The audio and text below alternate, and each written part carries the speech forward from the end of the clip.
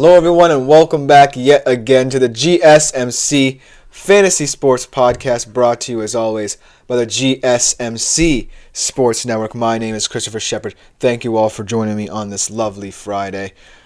Great show to end off the week. As always, it's Implications Day, and you know what that means. We're talking about in both the NFL and college football, the biggest games in terms of fantasy implications and stakes. I'm also going to be previewing Sunday Night Football a little bit. We never really get the chance to over the weekend since we don't extend our show into the weekend, so I do want to get ahead of the curve there and preview what should be an interesting game on Sunday Night Football, and also in terms of fantasy, give you a start-sit segment there as well. And then for my final segment today, I'm going to introduce a new segment, my Fact versus Fiction segment, in which I either shed light on a bold fantasy take that I came up with myself or debunk it. So I thought it would be very interesting. Let me know what you think about it in the comments. But speaking of which, before we get into today's show, if you want to kind of contribute and interact with the channel more extensively, consider liking, following, and subscribing to not just my show, but the network as a whole. It also supports me and my fellow podcasters because it's a great way to get involved and watch more content such as this. But if you want to interact with the show more directly, including other shows around the network, consider using the Super Chat, Super Thanks, and Super Stickers features. It is greatly appreciated. I want to hear all your opinions about what I have to say on the show, or what you have to say. Your input yourself really makes the show that much better. Without further ado, let's jump right into today's show and end off the week with a bang here. And we start off with our first segment being the NFL games, the biggest fantasy implication. I always try to find 4 good games, but it was pretty easy this week because the weekend slate is just a crazy mashup of incredible matchups that we're getting here. It's a treat to talk about this weekend in the NFL. So without further ado, let's jump right into it. Starting off with the first game that I want to touch upon, Ravens-Bucks, the flexed Monday night game, which my dad is mad about because he's a Vikings fan. He wanted the Lions and the Vikings to be flexed Monday night, but I really am happy that this is the Monday night game because it's such a bizarre intra-conference game, if you get what I'm saying. It's, like I said when I talked about this game a little earlier in the week, a Ravens offense that really operating at a high level, perhaps the highest in the AFC, a huge threat to contend, make a deep playoff run, and then the Bucks, who just had this mojo and swagger about them, led by Baker Mayfield and his connections with guys like Mike Evans and Chris Godwin, supplemented by a very physical, very gritty run game with Bucky Irving leading the way. That really makes it an interesting matchup. But the reason why there's such an interesting narrative here, not just what I put on my screen here, is saying that there's a lot of weapons to choose from a fantasy perspective. I think that the underdog skill position players will be much better. I think the Bucks will lose this game as the underdog here.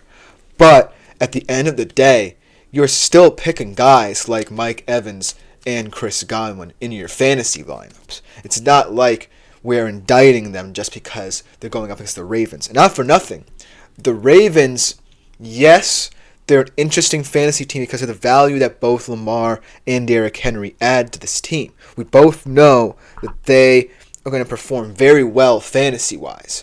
When we think about Lamar as a passer, when we think about the weapons he has at disposal, I do like Likely. But at the end of the day, Lamar's decision-making, outside structure, when he's not, utilizing design runs, not necessarily utilizing his legs, maybe more as a pocket passer, is more tailored to decision-making based on what he sees out the defense than favoritism of, say, a certain receiver. So while there are superstar-level players at the skill positions for Baltimore, I don't necessarily know they're as effective as fantasy prospects as the Bucks are. And that's why, even though the Ravens still have so much fantasy value just because of what Lamar and Derrick Henry does, I think that we're going to get more of a heavy dosage of them than anyone else on this Ravens roster. And not for nothing, I still do like Isaiah Likely a heck of a lot because of the value he's added in elevating his game to become a better pass catcher than we expected this season. But I still feel like on the Bucs side of things, you just have so many players who you're confident in, like Mike Evans, who on any given week is a wide receiver 1, and then Chris Godwin is a serviceable wide receiver 2 for you, and even Baker Mayfield at the quarterback position. My personal fantasy quarterback starter is someone who can get you valuable points and valuable production. So at the end of the day, that's why this game is so intriguing outside of the whole narrative of the Ravens offense. Because the Bucs offense, let's not forget, is also very potent. I believe they're tied with the Commanders for the most points scored in the NFL thus far. And not for nothing, they've had some good wins. Yes, I feel like the Ravens are deservedly the favorites in this game, but don't count out the Bucs offense because you never really can from a fantasy perspective. So look out for this game on Monday night to be a good one. The second game I want to touch upon, Super Bowl rematch, Chiefs, 49ers. And it definitely has a different flavor than last season's because not all of the big players are going to be in this game. But at the end of the day, the reason why it's still intriguing from a fantasy perspective is because of how we've now viewed these teams, knowing the injury histories they've had this season. For the Chiefs side of things, we know how valuable Rashee Rice was at the wide receiver position, but now we also know that perhaps the Chiefs aren't necessarily founded upon being solid fantasy production players. They're definitely very deep, and we were really expectant of players like Worthy and Kelsey to step up.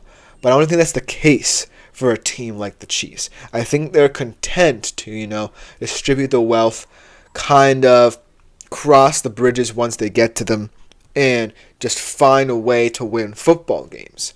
And fantasy football managers might not like that, but if it's winning football, then the Chiefs won't mind at all because that's what they want to do. On the 49ers side of things, there's been some revelation here for these kind of backup role players for the 49ers. We've seen good performances out of Jordan Mason. We've seen semi-good performances out of Jawan Jennings when he's needed to step up. But at the end of the day, I feel like when all the health for the 49ers, all the players who were injured come back to the 49ers, I feel like a lot of the excitement about the depth of the 49ers gets called into question because everyone knows that a fully healthy 49ers team gives you a lot of fantasy value.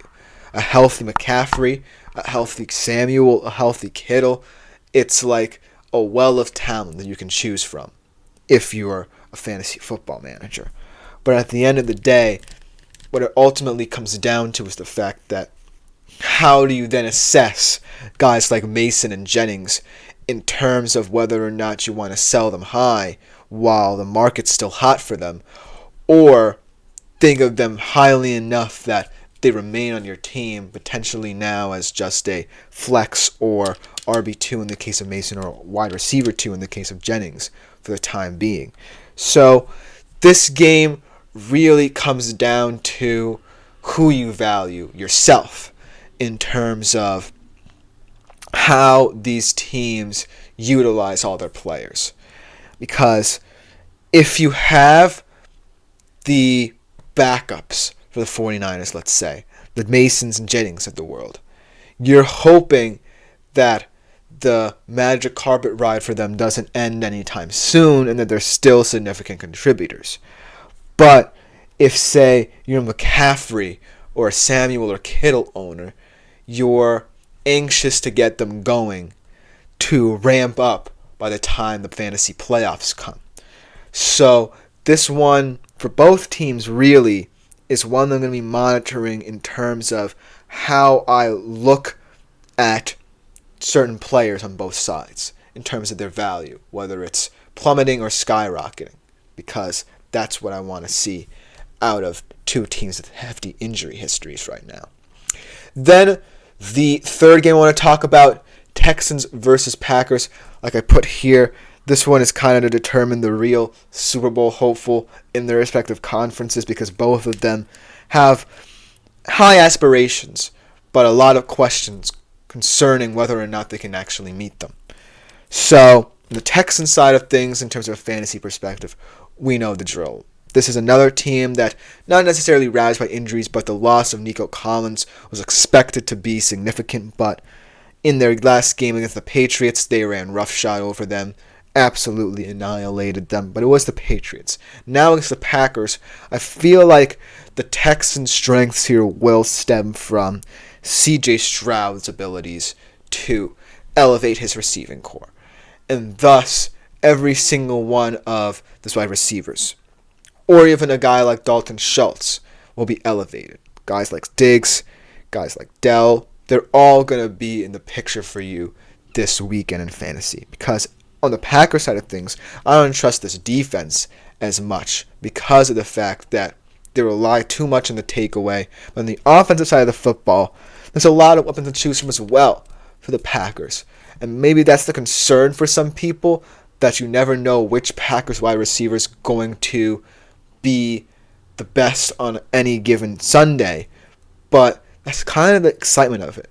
Because what with a guy in Jordan Love who's willing to distribute the wealth in this offense, I feel like you have to roll with the punches a little bit. Because the Packers are just so valuable. You know how good their offense can be. And whether it's Reed, Dobbs, Wicks, Kraft you have in your lineup, you have to hope that at least some portion of the game will play into their advantages, because you can have so many different game plans if you're the Packers, and that's what I'm excited to see. But overall, very interesting game in terms of the weapons that both respective quarterbacks have at their disposal and how they'll utilize them, and how, a defense that a lot of people might have liked in fantasy might be exposed a little bit because of the fact that they're too over-reliant on the takeaway. And the last game I want to highlight here before we take a quick break, of course, Lions-Vikings, perhaps the game of the week in a divisional sense between two teams. One kind of a surprise, the other we know to be a NFC juggernaut going up against each other. And this game, I feel like, can prove that Minnesota will have a say in the NFC North race this season, but I want to see the Vikings defense, most importantly, in this game. I think they're the biggest player, actually, from a fantasy perspective. Even in a game with guys like Justin Jefferson on the Vikings side of things, and Amon-Ra St. Brown and Sam Laporta, and even David Montgomery and Jahmyr Gibbs on the Lions side of things, I want to see this defensive unit for the Minnesota Vikings face an offense with so much verbiage, so many different varieties and styles of how they can play and how they can beat you, really stand up to them, to prove to me that they're contenders in the NFC North.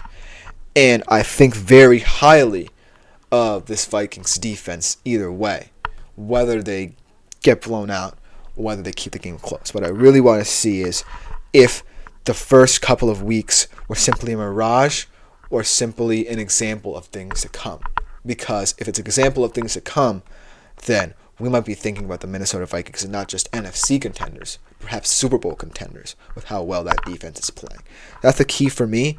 But let me know what you think in the comments. But that will just about do it for our first segment of the day. Coming up next, we're going to be transitioning to the world of college football, talking about the games in the world of college football with huge implications, a lot in both the SEC and the Big Ten. So you definitely don't want to miss it after this short break. I feel like I'm losing my mind. Is everybody in the world blind? Please, Lord, give me a sign, a sign.